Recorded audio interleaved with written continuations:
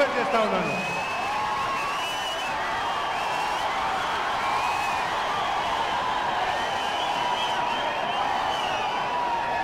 ఇక్కడికి వచ్చిన తెలంగాణ రాష్ట్రానికి వచ్చిన శ్రీ నరేంద్ర మోడీ గారికి, మిగతా ఇండియా ప్రజలందరికీ నా హృదయపూర్వక నమస్కారం.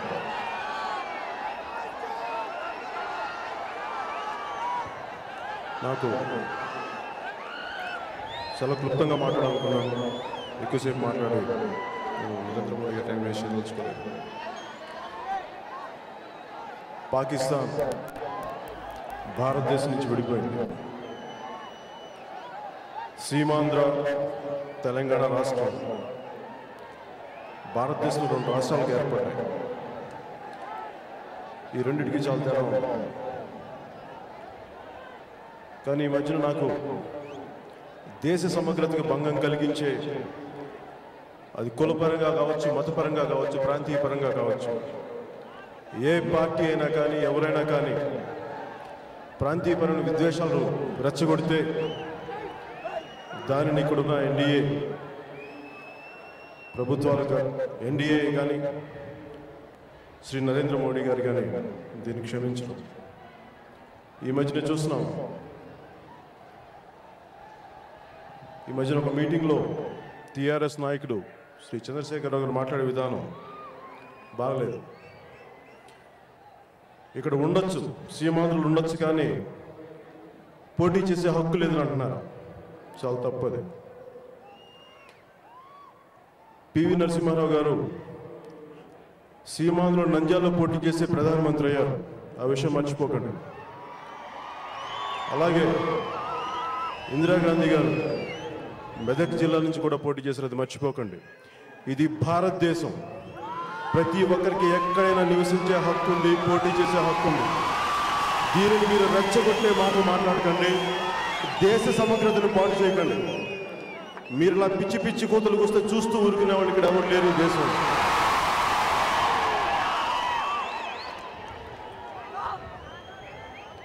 ఇలాగా పిచ్చి పిచ్చిగా ఒక పద్ధతి పాడు లేకుండా కాంగ్రెస్ సోనియా గాంధీ గారి నాయకత్వంలో, రాహుల్ గాంధీ గారి నాయకత్వంలో విడగొట్టిన విధానం వల్ల వచ్చిన సమస్యలు ఇవన్నీ.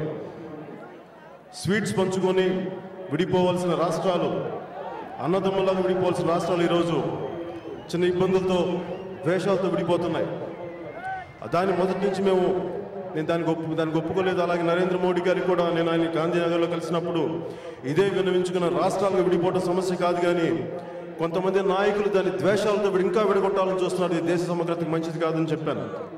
ఆయన కూడా ఇదే, తెలుగు జాతి ఒకటి, రాష్ట్రాలుగా విడిపోవచ్చు కానీ తెలుగు జాతి ఒకటి. ఎందుకంటే తెలుగు జాతి ఐక్యమత్యం దెబ్బతింటే అది భారతదేశ జాతికే భంగం కలుగుతుంది, భారతదేశ సమగ్రతకే భంగం కలుగుతుంది. అది దయచేసి మీరు ఎవరు మర్చిపోకండి.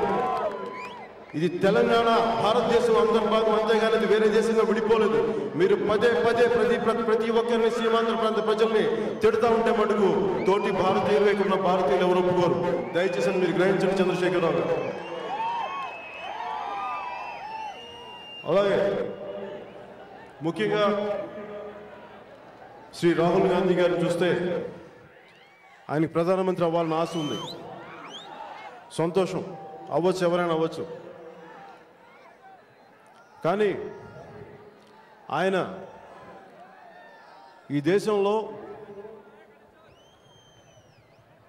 ఒక క్రికెట్ ఆడాలంటే జోనల్స్ ఆడాలి, చిన్న అండర్ 19 ఆడాలి, అండర్ 14 ఆడాలి, 21 ఆడాలి. తర్వాత అన్ని కుదిరితే జోనల్స్ ఆడి రంజీలకు అప్పుడు ఫైనల్గా 12 మంది జట్టులో ఉన్న సభ్యత్వం వస్తుంది. కానీ 120 కోట్ల మంది ఉన్న జనాభాకి, భారతదేశ జనాభాకి ప్రధానమంత్రి కావాలంటే ఇవన్నీ అవసరం లేదనుకున్నారేమో శ్రీ రాహుల్ గాంధీ గారు. అది ఆయన పద్ధతి. ఒక ఐఏఎస్ కావాలన్నా, ఐపీఎస్ కావాలన్నా మనకు అన్ని కావాలి, అన్ని పరీక్షలు పాస్ అవ్వాలి. కానీ ప్రధానమంత్రికి అవ్వాలంటే మటుకు కేవలం కుటుంబ వారసత్వం ఉంటే చాలు. ఇందిరాగాంధీ గారి ఇంట్లో పుడితే గాంధీ గారి చివరి పేరు వస్తుంది, కానీ ఇందిరాగాంధీ గారి అనుభవం రాదు. అది రాహుల్ గాంధీ గారు తెలుసుకోవాలి. అలాగే శ్రీ నరేంద్ర మోడీ గారు దశాబ్దాలుగా రాజకీయ అనుభవం ఉండి 3 సార్లు గుజరాత్ ముఖ్యమంత్రికి ఎన్నికై ప్రజలందరి ప్రేమతోటి ఆయన లాంటి బలమైన నాయకత్వం మన బలమైన దేశానికి కావాలని కోరుకుంటే ఈరోజు మన ప్రధానమంత్రి అభ్యర్థిగా మనకి హైదరాబాద్కు వచ్చారు.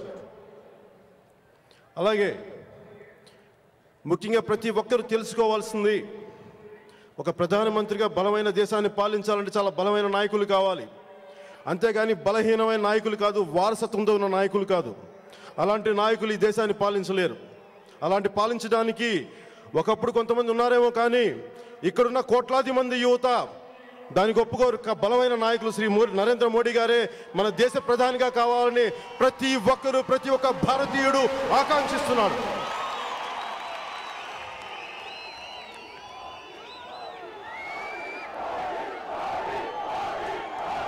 అలాగే గత 10 ఏళ్లుగా యూపీఏ పాలన ఉంది. గ్యాస్ రేట్ల దగ్గర నుంచి 30 సార్లు రేట్లు పెంచారు. పెట్రోల్, డీజిల్, ఎన్నో రేట్లు కరెంట్ ఛార్జీలు పెంచారు. నిత్యావసర వస్తువులు పెరిగిపోతున్నాయి.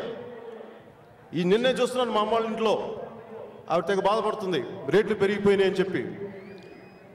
ఆవిడ కొడుకు ఒకటి నేను, ఇంకొకరు కేంద్ర మంత్రిగా కూడా చేశారు. ఆవిడే ఆ స్థాయిలో బాధపడుతుంది. కానీ ఇంకా సామాన్యుల పరిస్థితి మీరు ఊహించుకోవచ్చు. ఈ యూపీఏ పాలనలో సామాన్యులు ఎంత ఇబ్బందులకు గురవుతున్నారు.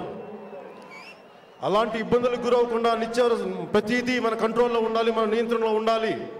ప్రతి సామాన్యుడు, ప్రతి మధ్యతరగతి వాడు సంతోషంగా ఉండాలి అంటే ఎన్డీఏ ప్రభుత్వం రావాలి. దానికి నరేంద్ర మోడీ గారు ప్రధానమంత్రిగా ఉండాలని నేను మనస్ఫూర్తిగా మనందరి తరపున తెలియజేసుకుంటున్నాను. నాకు మీ అందరికీ మనస్ఫూర్తిగా చెప్తున్నాను, నేను ఈ దేశ సమగ్రతను కోరుకునేవాడిని. ఎవరు ఎన్నైనా చేసుకోవచ్చు, సంతోషంగా ఉండండి, కానీ పదవులు పొందండి, అధికారాలు పొందండి, కానీ దయచేసి దేశాన్ని విచ్ఛిన్నం చేసే మాటలు మటుకు కట్టిపెట్టేయండి. మీ అందరికీ మనస్ఫూర్తిగా వేడుకుంటూ, ఒకటే దేశం, ఒకటే మంత్రం, అభివృద్ధి. ఒకటే పేరు దేశం అంతా, శ్రీ నరేంద్ర మోడీ. ఒకటే నినాదం దేశమంతటా మోగుతుంది, కాంగ్రెస్ హటాओ, కాంగ్రెస్ హటాओ, కాంగ్రెస్ హటాओ, జై